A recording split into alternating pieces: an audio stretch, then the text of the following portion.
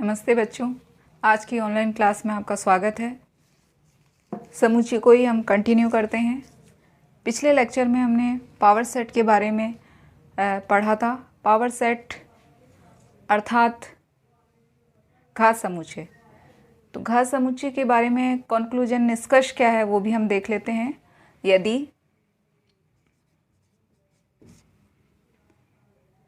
कोई समुच्चय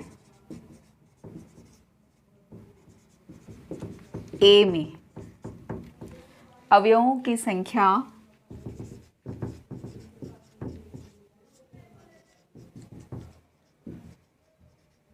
किसी भी समुच्चय में अवयवों की संख्या को हम किस तरह से रिप्रेजेंट करते हैं, एन ए बराबर एम हो तो ए के उपसमुच्चयों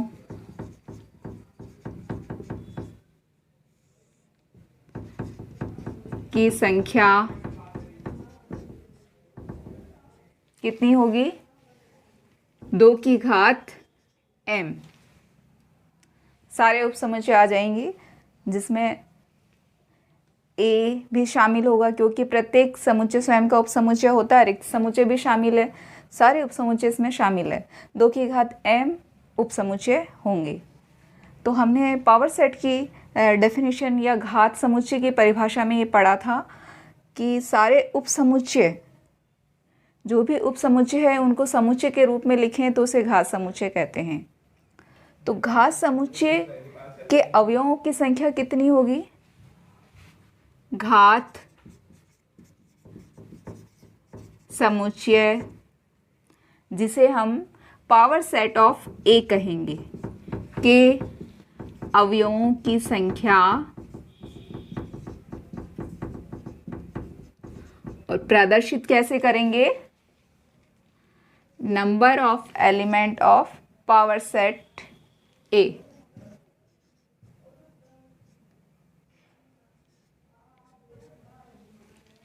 कितनी होगी? 2 की घात m होगी। एक उदाहरण ले लेते हैं छोटा सा। मान लीजिए कोई सेट लेते हैं हम a बराबर, जिसमें एलिमेंट्स कौन कौन से हैं? 1 2। अब number of element of a कितने होंगे? 2। Number of element of a 2 हैं और a के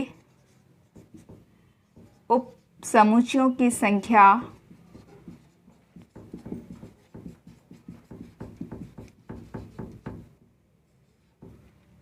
यहाँ कितनी है?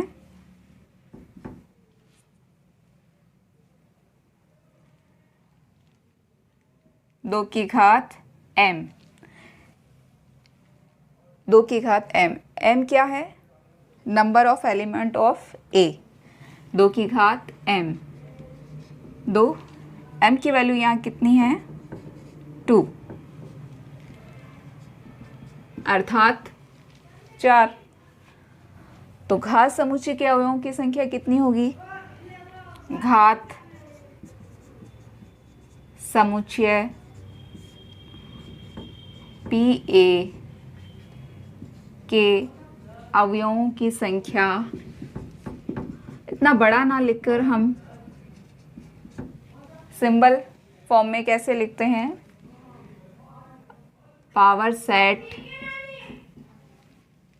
Number of element in power set of A बराबर 4।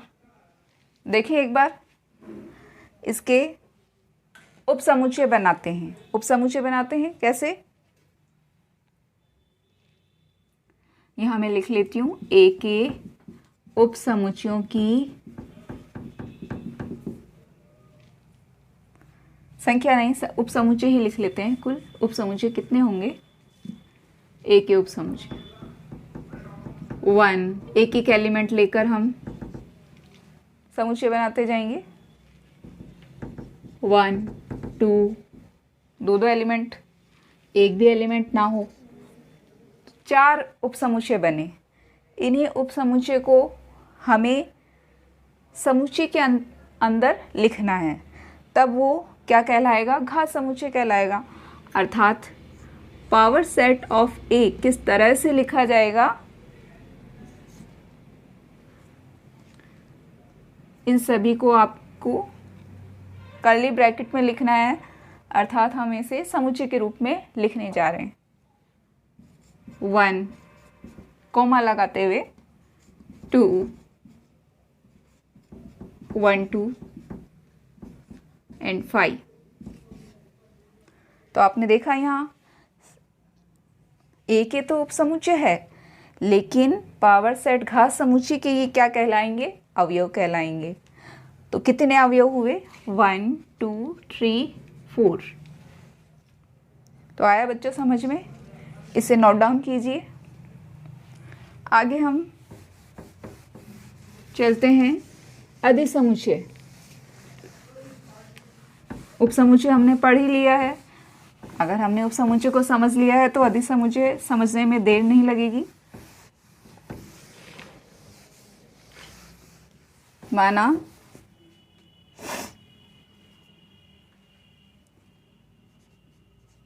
माना ए कोई समुच्चय है,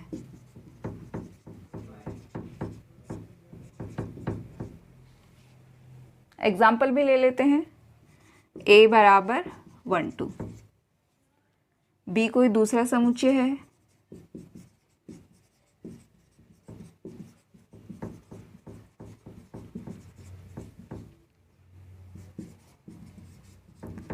एक एलिमेंट एक्स्ट्रा हम इसमें लिखते हैं।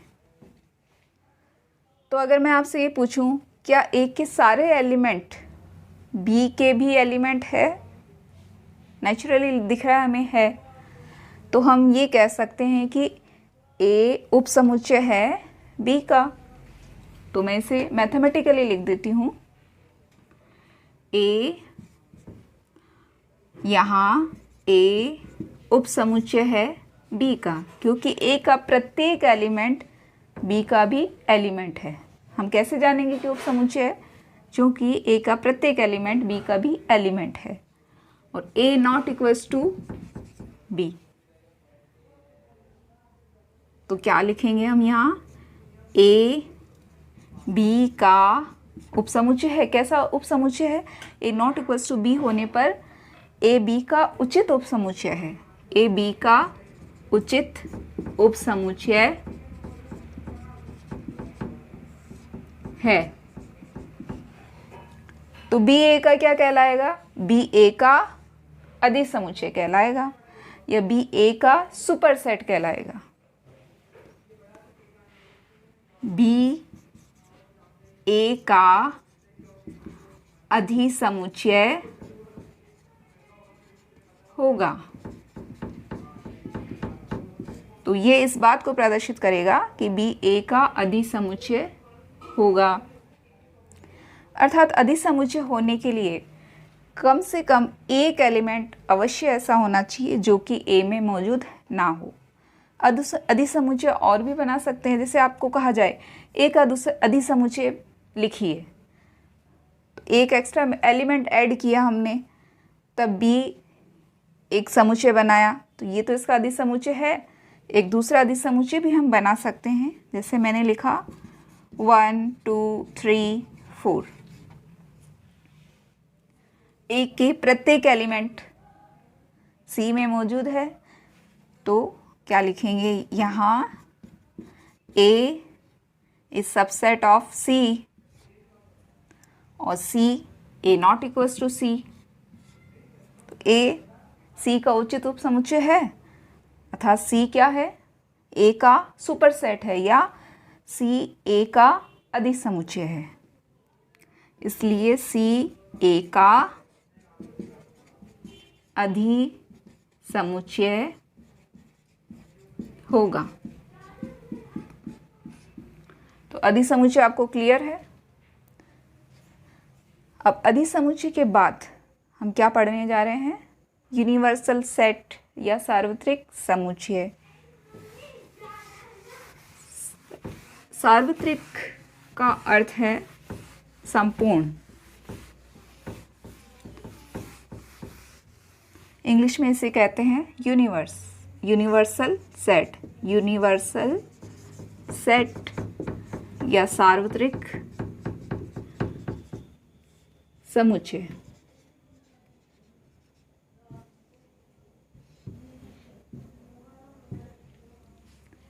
ऐसा समुच्चय जो दिए गए सेट को, दिए गए समुच्चय को उपसमुच्चय के रूप में समाहित कर ले। ऐसा समुच्चय जो दिए गए समुच्चय को उपसमुच्चय के रूप में समाहित यानी शामिल कर ले, रूप में शामिल करे,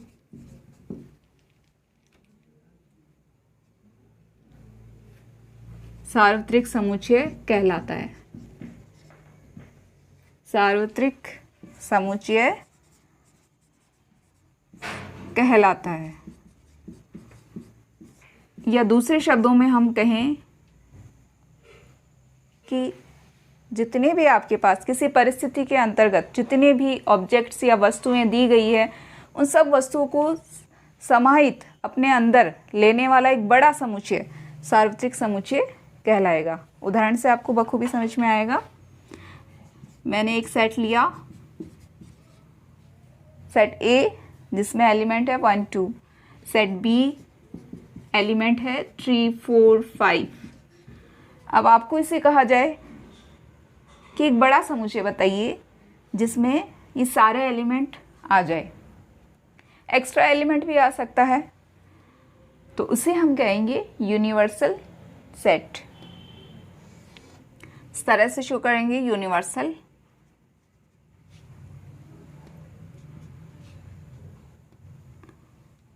वन 2 3 4 5 6।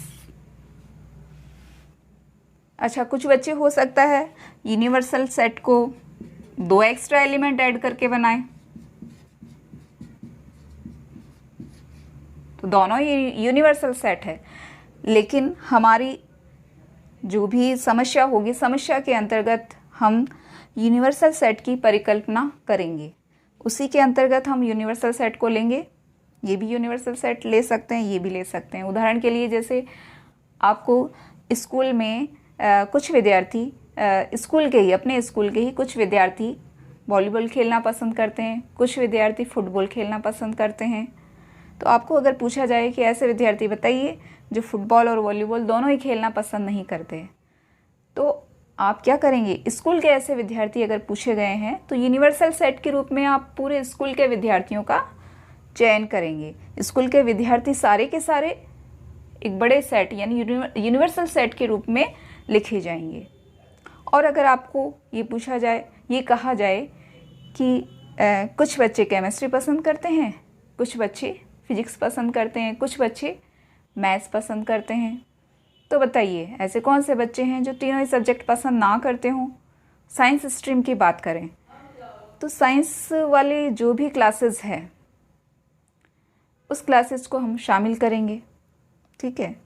वैसे अधिकतर जिन्होंने भी साइंस मैथ्स ली है, तीनों ही ऑल सब्जेक्ट वो पसंद करते हैं, उसी के आधार पर वो बहुत अच्छे नंबर्स का चयन कर पाते हैं। तो आपको ये समझ में आया यूनिवर्सल सेट और सुपर सेट, सबसेट। अब इन सेट्स को तो हमने पढ़ लिया, लेकिन इन सेट्स के बीच में भी कुछ ना कुछ रिलेशन होगा। कुछ सेट सबसेट होंगे, हो सकता है 2 सेट्स में कुछ कॉमन एलिमेंट निकल आए, या हो सकता है एक सेट दूसरे सेट का सबसेट हो, या गिवन सेट का एक यूनिवर्सल सेट हमें दिया हुआ हो। तो इन सभी सेट के रिलेशन को हम आरेख द्वारा प्रदर्शित कैसे करेंगे? जॉन वेन ने सबसे पहले आरेख द्वारा समुच्चय के संबंध को दर्शाया, तो उसे इसीलिए हम वेन आरेख कहते हैं। अब वेन आरेख में सबसे पहले हम देखेंगे कि यूनिवर्सल सेट को किससे रिप्रेजेंट करेंगे? तो यूनिवर्सल सेट या सार्वत्रिक समुच्चय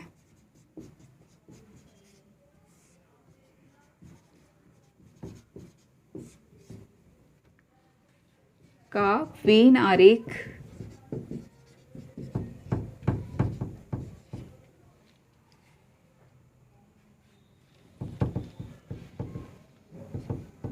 द्वारा प्रदर्शन। यूनिवर्सल सेट को हम एक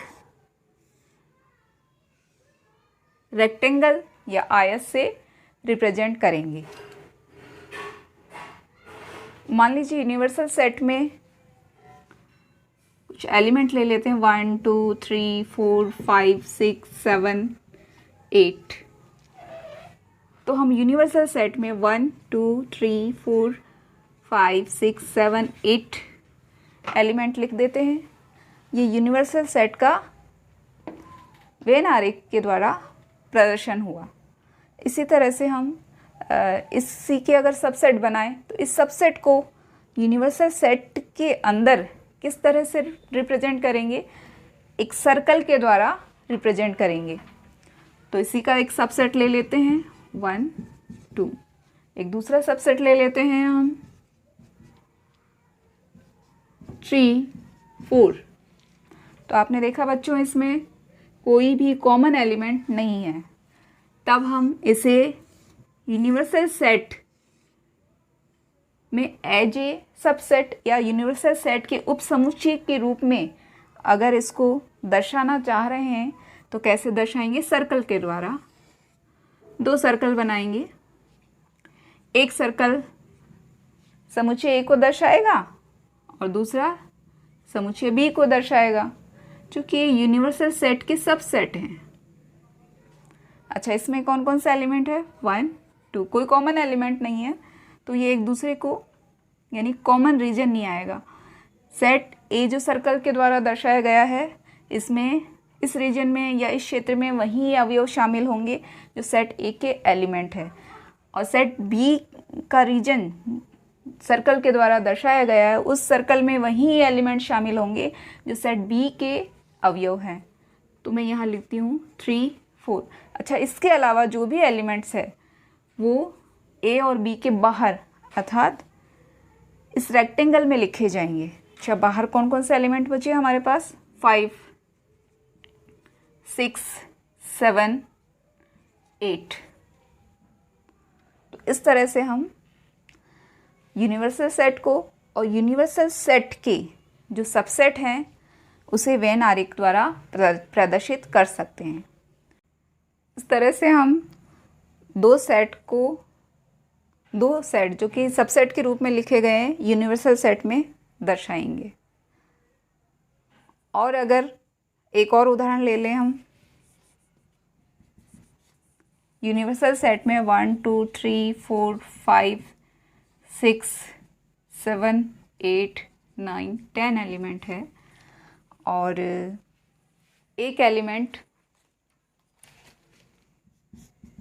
ए में हमारे पास 1 2 3 4 और बी में 3 4 5 एलिमेंट। तो फिर आप किस तरह से इसको वेन आरेख द्वारा प्रदर्शित करेंगे? रेक्टेंगल के द्वारा यूनिवर्सल सेट को दर्शाएंगे। अच्छा, सबसे पहले हम इसमें चेक करेंगे कि कौन से कॉमन एलिमेंट है। तो मुझे 3 और 4 नज़र आ रहे हैं, तब मुझे क्या करना होगा? इसके कॉमन रीजन को, यानी दोनों में शामिल है तो कॉमन रीजन दर्शाना होगा। कॉमन रीजन के लिए हम दोनों सर्कल को कट करेंगे और यहाँ पर लिखेंगे 1। सबसे पहले आप कॉमन लिख लीजिए। कॉमन एलिमेंट कौन से हैं? 3 4। तो 3 और 4 यहाँ लिखे जाएंगे कॉमन रीजन में। बाकी ए में कौन से एलिमेंट शेष रहे? 1 2। तो इस भाग में, बाकी के भाग में हम 1 2 लिख देंगे। अब देखिए ध्यान से, सेट ए में कौन कौन से एलिमेंट है? 1 2 3 4। 3 4 बी में भी शामिल है और ए में भी शामिल है। अच्छा, सेट बी में बाकी एलिमेंट कौन सा है? 5, तो 5 मैंने दर्शा दिया। अच्छा, यूनिवर्सल सेट के बाहर कौन कौन से एलिमेंट होंगे? 1 2 3 4 5 के अलावा बाकी सेट यूनिवर्सल सेट में रेक्टेंगल में लिखे जाएंगे। 6 कहीं लिख दीजिए आप, 6 लिख दिया मैंने, 7 8 9 एंड 10। इस तरह से बच्चों हम अगर दो सबसेट, यूनिवर्सल सेट के दो सबसेट एक दूसरे को काट रहे हैं, अर्थात कॉमन रीजन शामिल है या हम कह सकते हैं कॉमन एलिमेंट शामिल है, तो हमें इस तरह से दर्शाना है। कॉमन एलिमेंट ना हो दोनों में तो हम वेन आरेख द्वारा इस तरह से दर्शाएंगे। और केवल यूनिवर्सल सेट को ही मैंने दर्शा के बताया है कि यूनिवर्सल सेट में ये सारे एलिमेंट्स शामिल हैं। तो एक बार और देखते हैं हम। अच्छा, अगर आपको पूछा जाए कि यूनिवर्सल सेट में बताइए कौन कौन से एलिमेंट हैं, तो आप इन सभी को काउंट करेंगे जो ए में भी आ रहे हैं, बी में भी आ रहे हैं, और ए और बी के बाहर यूनिवर्सल सेट है। तो ये सारा यूनिवर्सल सेट ए और बी के बाहर यूनिवर्सल सेट के अंतर्गत लिखे गए हैं। तो 1 2 3 4 5 6 7 8 सारे एलिमेंट्स यूनिवर्सल सेट में शामिल है, और 1 2 यूनिवर्सल सेट में तो है ही शामिल, ए में भी शामिल है, 3 4 यूनिवर्सल सेट में है शामिल, और सेट बी में भी शामिल है, इसीलिए तो ये इसका सबसेट है। तो बच्चों, आज के लिए इतना ही। आगे हम इसकी और डिटेल स्टडी करने वाले हैं, जिसके अंतर्गत हम पढ़ेंगे कि सेट के बीच में भी कुछ संक्रियाएं होती है। ये सेट के बीच में, जैसे कि हम संख्याओं की संक्रिया की बात करें, संख्याओं में हम जोड़ते हैं, घटाते हैं, इसी तरह से सेट्स के बीच में भी कुछ संक्रियाएं होती है। उन संक्रियाओं को हम आगे पढ़ने वाले हैं।